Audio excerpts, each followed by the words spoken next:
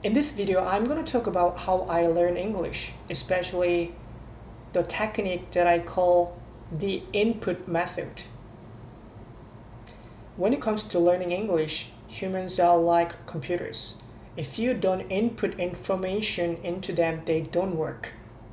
You can input many kinds of information to improve your language skills, such as vocabulary, sentence patterns, expressions, grammar rules, etc. One difference between computers and humans' brains is that our brain's memory system is not effective as a computer's. If you save a text file on your computer, it stays there until you delete it, but even if you learn a new word today, you might forget it a few days later unless you review it. Experimenting on the human memory system, scientists found a pattern called forgetting curve. This is the forgetting curve. This graph shows how you forget over time, in which we can find a hint about how to avoid forgetting what you've learned.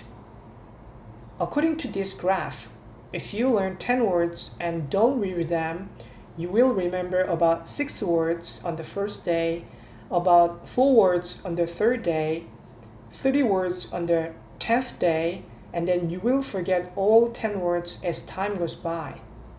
However, if you review them on the first day, you will remember about 7 words on the third day and 5 words on the 10th day, which are more words than you don't review them.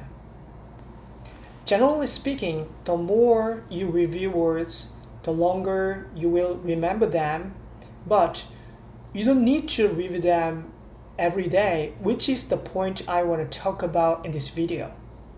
As you can see from this curve, the most effective way to remember the words is to review them on the second day, third day, 10th day, 30th day, and 90th day.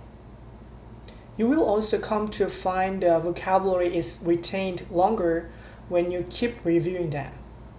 You can remember them for a long time when even you stop reviewing them at some point. This is when the vocabulary is transferred to long-term memory. I think you learned the word airplane ages ago and you still remember it although you don't review it.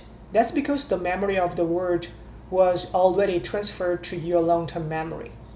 In other words, the most effective way to input information to your brain in order to improve your language skills is to review what you learn according to the forgetting curve.